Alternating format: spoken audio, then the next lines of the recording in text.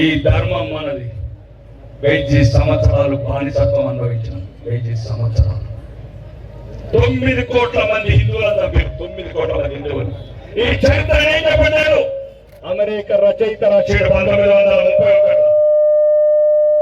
ఇప్పటికన్నా జ్ఞానం వచ్చింది, చదువుకుంటున్నారు.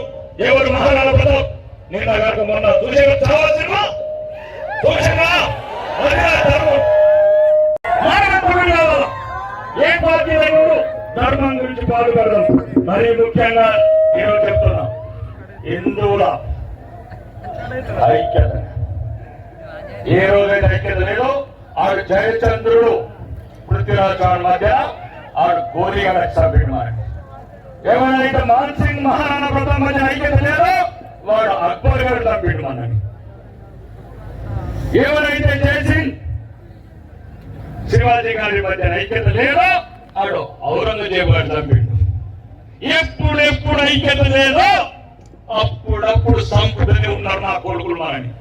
ఇది ఆలోచించుకోండి. ఎవడు రాడు, ఎవడు ఎప్పుడు ఏమి లేదు. ఒక్కొక్కడు మూట తీసుకొని వచ్చిండు పాత బస్తీకి వెళ్ళి. పెద్ద పెద్ద బంగ్లాలు వదిలేసిండు. ఎక్కడ కాదు, పాకిస్తాన్ కాదు, బంగ్లాదేశ్ కాదు, పాత బస్తీ లేకపోతే పోతు. నేను ఏమంటున్నానంటే, హిందూ ఈ ఎండగా నట్టుకోకపోతే అర్థలతో కొడతారు. ఒక ఇంట్లో చూసుకుంటున్నాడు, ఒక అర్థం చూసుకుంటున్నాడు. నేనేం చెప్తున్నానంటే, మీరు భవిష్యత్ భారతదేశానికి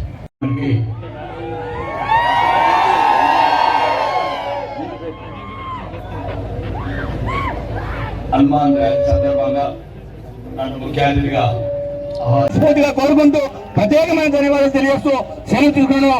జై హనుమాన్.